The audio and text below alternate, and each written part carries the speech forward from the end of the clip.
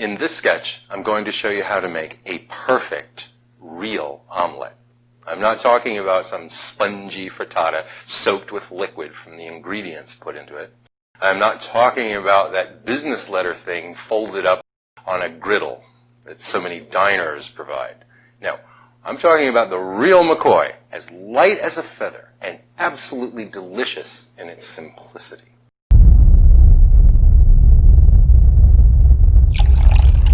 Oh my God. It's like a miracle.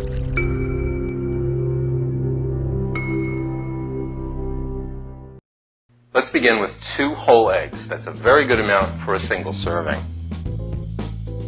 Crack them in the bowl and whip them up with a fork. And don't work in too much air. Remember, we're making an omelet here, not a sponge cake, all right? No liquid, no cream, no water, no milk. Just the egg, and whip it only until the whites and the yolks have amalgamated. And as you can see, that's just right. Next, you need about a teaspoon of whole unsalted butter. No more than that. Put that into the pan and keep an eye on it. The milk solids in the butter tell you when the pan is at the right temperature. If they're a pale yellow or white, the pan isn't hot enough. If they turn very dark brown, the pan is too hot. You can see that the milk solids have just begun to turn a light golden color, and this is when you want to tip in the egg. Don't disturb it. Let the bottom of it set. That way it won't stick. When the bottom has set, use your spatula and pull the egg toward yourself, tip the pan forward, and let raw egg fill that empty space. And again, don't disturb it. About 2/3 of the egg has set. It's time to form the omelet. Roll it up away from yourself, just like that, and fold in the sides. Use your fingers, don't be afraid. You're not going to get burned, it's not that hot. Okay, the sides are folded in, let it sit for just a second, and then roll it up like a little stubby cigar.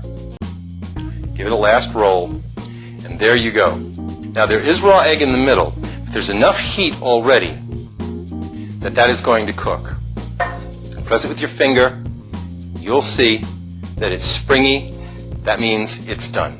Get it onto the plate right away. It might seem that it's not cooked, but if you can touch it, you'll see it springs back. It's just done. And that's what you want, just done. All right, to garnish it, a little pinch of salt, a few grinds of black pepper, not too much, and some grated cheese. I'm using Reggiano Parmigiano here. You could use a nice farmhouse cheddar or Gruyere. They would work very nicely as well. And that's basically all you need. I think a couple of tomatoes would look nice on there. So let's put in a few cherry tomatoes.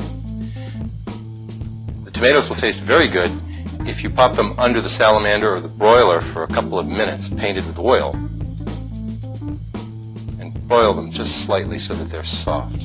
But raw ones are good too. And now I think it needs something green.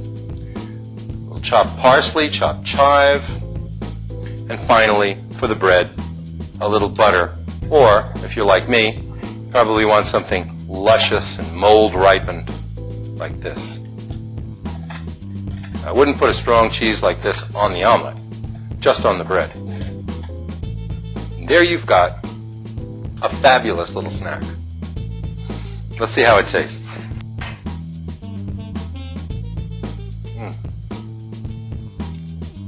It's as light as a souffle. It's perfectly cooked. And it's so simple. Just treat the ingredient with respect. The thing itself tastes good. You don't need all kinds of embellishments and accompaniments.